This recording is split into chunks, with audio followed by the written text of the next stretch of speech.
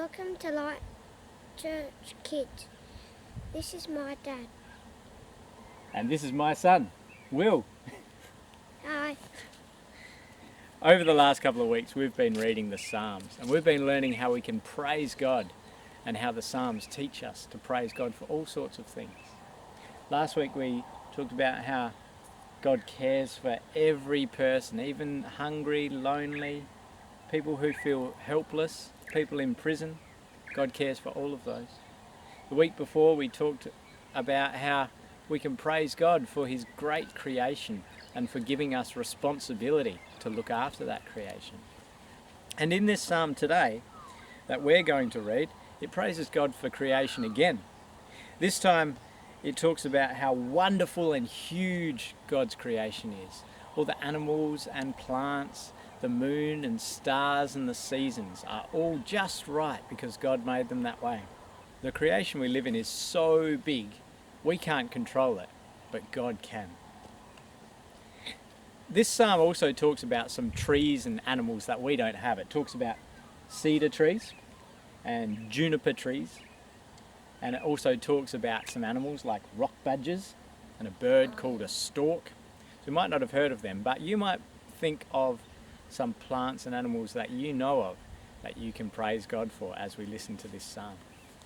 And you can read the rest of it as well at another time. This is Psalm 104. And we're going to start reading at verse 16, although all of this psalm is a great psalm praising God. Ready? Yep. Okay, I'll start. The cedar trees of Lebanon belong to the Lord. He planted them and gave them plenty of water. The birds make their nests in them. The stork has its home in the juniper trees. The high mountains belong to the wild goats. The cliffs are a safe place for the rock badgers. The Lord made the moon to mark off the seasons. The sun knows when to go down. You, Lord, bring the darkness and it becomes night. Then all the animals of the forest prowl around. The lions roar while they hunt. All their food comes from God. The sun rises and they slip away. They return to their dens and lie down. Then people get up and go to work. They keep working until evening. Now, Will, I've noticed that you're really good at praising God for God's creation and enjoying God's creation. So what are the things in creation that you love to praise God for? The trees, the little insects, I'm pretty sure that's all. Yeah, maybe what about the sky? Oh, and the moon, the stars. I like to see the moon when it's really thin or really, really, really fat. And that's the seasons and times that psalm talks about as well. It's shown to us by the moon because God's put everything in its place to work how it needs to. Now, how are some of the ways that you can praise God in His creation?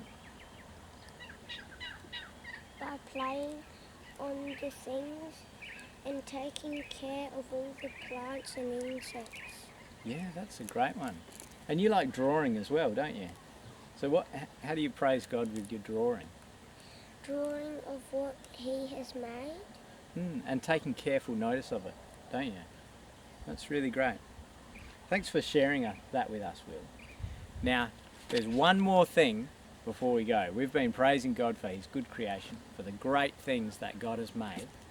There's one more thing. Is that? Next week, church is back. What?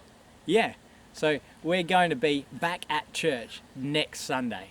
And I'm really looking forward to seeing everyone. Now, Will, what about you? Looking forward to seeing everyone? Yes. Yeah, for sure. We've been missing it heaps. So we really look forward to seeing you next week in person. See you later, everyone.